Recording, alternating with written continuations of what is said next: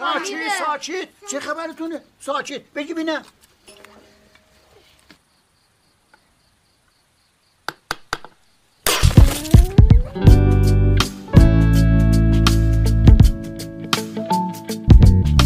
Assalamualaikum warahmatullahi wabarakatuh.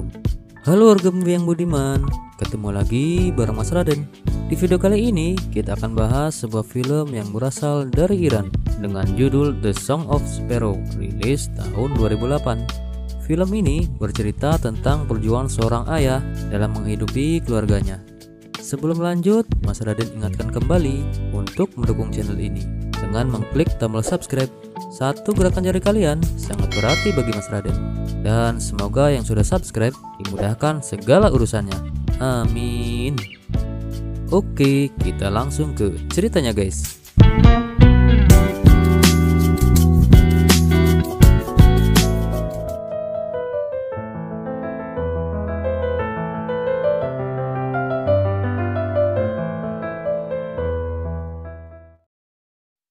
Film dibuka dengan memperlihatkan seorang pria tua yang sedang bekerja. Pria ini bernama Karim. Saat sedang bekerja, tiba-tiba ia dipanggil oleh rekan sekaligus sepupunya yang bernama Abbas. Ia membawa pesan dari istri Karim agar Karim segera pulang. Nah, Karim ini seorang pria desa yang mempunyai istri bernama Nagres dan 3 orang anak. Anak yang pertama bernama Hania. Hania ini sejak kecil mengalami gangguan pada pendengarannya. Anak kedua Karim bernama Husein.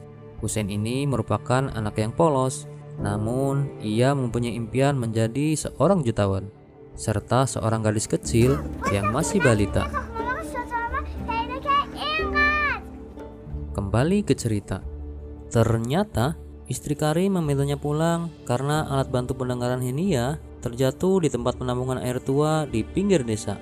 Karim bergegas pulang untuk mencarinya. Sesampainya di sana, Karim melihat Husein dan teman-temannya sedang mencari alat itu. Husein pun tak luput dari kemarahan ayahnya karena ia bermain di tempat yang kotor dan penuh lumpur. Namun, Husein berdalih kalau ia dan teman-temannya akan membudidayakan ikan di sana. Mendengar hal itu, Karim kian marah. Ia mengatakan kalau ikan tidak akan hidup di tempat yang kotor dan mereka butuh waktu yang cukup lama untuk membersihkan tempat itu. Dan akhirnya alat bantu pendengaran Hania ditemukan. Tapi ternyata alat itu rusak dan tidak bisa digunakan. Dokter menyarankan agar Karim ke Tehran untuk memperbaiki alat itu. Namun ia tertunduk lesu saat mengetahui biayanya begitu mahal. Keesokan harinya, Karim bekerja seperti biasa. Ia menjaga pintu kandang saat rekan-rekannya memindahkan burung unta baru ke kandangnya. Tapi ternyata burung unta yang mereka pindahkan mengamuk. Karim mencoba membantu, tapi tiba-tiba salah satu burung unta berlari keluar. Mereka mencoba mengejarnya, namun mereka tak berhasil. Karim merasa bersalah atas kejadian itu. Keesokan paginya, Karim bergegas mencari burung itu. Ia menemukan jejaknya di perbukitan belakang peternakan. Karim juga memancing burung itu dengan menyamar menjadi burung unta. Namun, semua usahanya tidak membuahkan hasil. Sekembalinya ke peternakan, ternyata Karim disalahkan atas kejadian itu, dan mereka akhirnya memecat Karim. Rekan Karim yang bernama Ramezan memberikan telur burung unta untuk Karim sebagai tanda perpisahan. Karim merasa begitu sedih. Sesampainya di rumah, istrinya menanyakan kenapa Karim membawa pulang semua peralatan kerjanya. Dengan lantang Karim mengatakan kalau ia akan mendapat pekerjaan yang lebih baik dari ini. Walaupun dalam hatinya ia tahu pasti sangat sulit. Lalu Nagres membuat omelet dari telur yang dibawa Karim. Tidak lupa, Karim membagikan omelet itu ke tetangga terdekatnya. Di sini terlihat keluarga Karim senang berbagi. walaupun mereka hidup dalam keterbatasan. Keesokan harinya, Karim membawa alat bantu putrinya ke kota untuk diperbaiki. Namun, perbaikan itu memakan waktu yang cukup lama. Ia tertunduk lesu. Namun tiba-tiba, seseorang yang sedang terburu-buru naik ke motornya. Ia mengira kalau Karim ini adalah seorang tukang ojek. Dari sinilah Karim melihat kesempatan mencari nafkah untuk keluarganya. Hari-hari pun ia lalui menjadi tukang ojek di kota Teheran.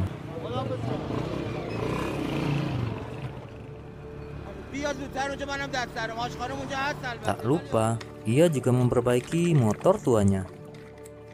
Ia bertemu dengan berbagai orang dengan karakter dan sifat yang berbeda. Hal ini mengubah sifat Karim yang murah hati dan jujur, dan mulai melupakan arah untuk dengar putrinya.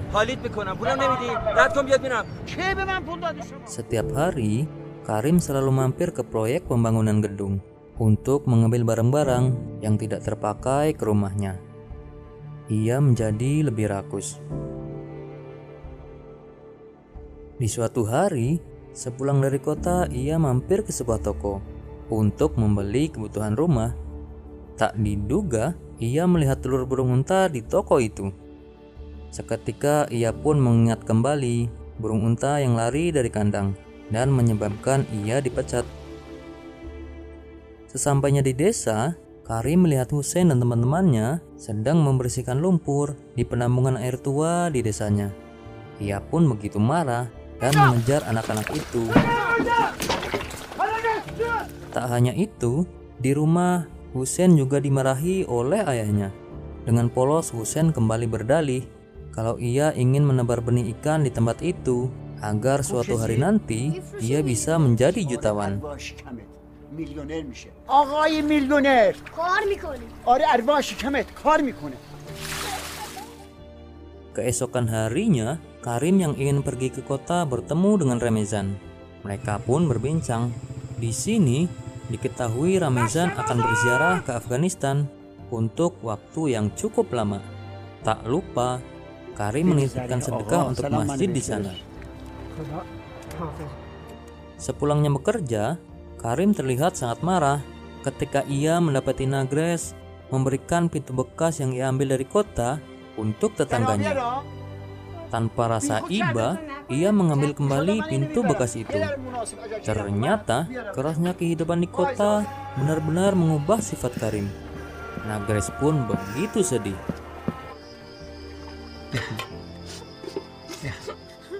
Di suatu hari, Karim terlihat mendaftarkan jasa ojeknya di suatu gudang elektronik. Ia hampir saja ditolak karena ia hanya punya fotokopi KTP sebagai jaminan. Namun pada akhirnya ia berhasil. Saat perjalanan, tiba-tiba motor tua Karim mogok dan ia tertinggal dari rekan-rekannya. Setelah diperbaiki, ia mencari rekan-rekannya. Namun ia tidak menemukan mereka. Dengan raut muka yang cukup jahat, ia berpikir untuk membawa pulang barang itu. Kemudian ia jual.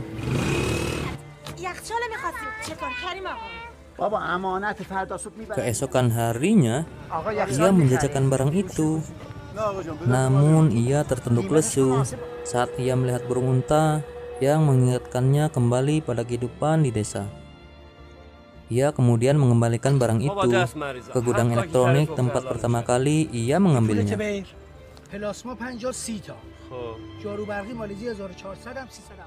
Saat perjalanan pulang, Karim begitu marah ketika melihat Hussein dan teman-temannya sedang menjajakan bunga di jalanan pinggir kota. Di sana ia juga melihat Inia sedang dirayu oleh seorang anak laki-laki. Mereka pun tak luput dari kemarahan Karim. Sekuat tenaga, Nagres menghalanginya dan berdalih bahwa Hussein ingin mendapatkan uang untuk membeli bibit ikan. Mendengar hal itu, Karim kian marah.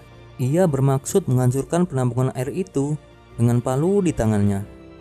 Namun, amarahnya langsung berubah ketika melihat penampungan air yang semula penuh lumpur kini terlihat bersih kembali. Di suatu hari, Karim mencoba mengatur tumpukan barang bekas yang selalu ia bawa pulang.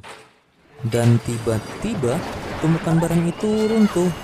Nagres berteriak meminta pertolongan. Karena kejadian itu, Karim mengalami cedera yang cukup parah dan membuatnya tidak bisa beraktivitas. Selama masa pemulihan, Husein mulai bekerja untuk meringankan beban orang tuanya. Husein juga menyisihkan sebagian uang untuk membeli bibit ikan. Sedangkan Henia merawat ayahnya dengan penuh kasih sayang.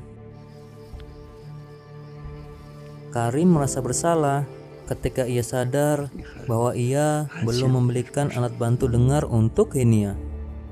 Namun Henia berdalih kalau ia sudah bisa mendengar dengan baik. Tapi ternyata ia hanya berpura-pura agar ayahnya tidak mengkhawatirkan dirinya.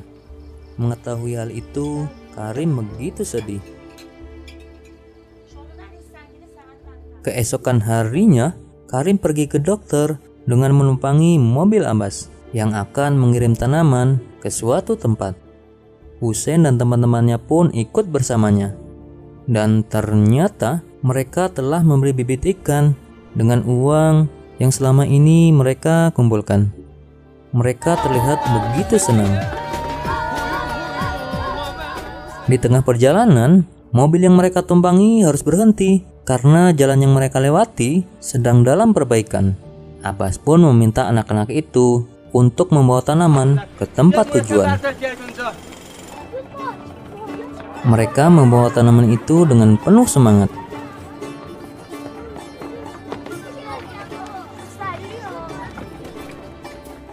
Tanpa diduga, tong yang berisi ikan yang mereka beli ternyata bocor. Mereka begitu panik.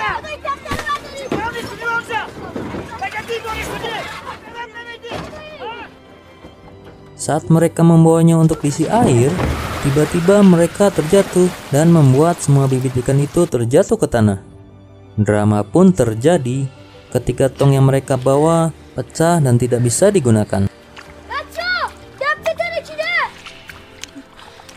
Tidak ingin melihat semua ikannya mati, Husein terpaksa melepas semua ikan itu. Mereka begitu sedih. Akan tetapi, Husein berhasil membawa salah satu bibit ikan. Kemudian mereka melepasnya di penampungan air.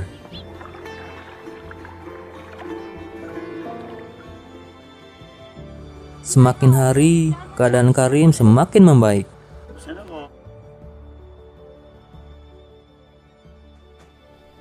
Di rumahnya, Karim mendapatkan kabar dari Ramezan yang telah pulang dari Afghanistan bahwa burung unta yang dulu kabur dari kandang telah kembali pagi ini.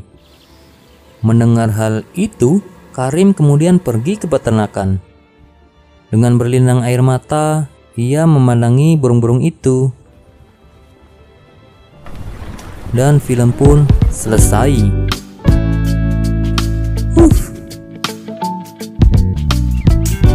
Menurut Mas Raden, film ini merupakan film yang syarat makna akan kehidupan kita sehari-hari, di mana sang sutradara yaitu Majid Majidi ingin membahas sisi kontras kehidupan sosial, masyarakat perkotaan dan pedesaan. Dan dari film ini kita bisa belajar bahwa kerasnya kehidupan di kota seharusnya tidak mempengaruhi perilaku kita sebagai makhluk sosial. Dan dari sosok Husein kita bisa petik kalau sebuah impian harus diperjuangkan, karena harapan akan selalu muncul ketika kita masih mempunyai mimpi serta tujuan. Oke, sekian dulu dari saya. Kalau ada salah-salah kata, Mas Raden mohon maaf. Dan wassalamualaikum warahmatullahi wabarakatuh. Bye-bye.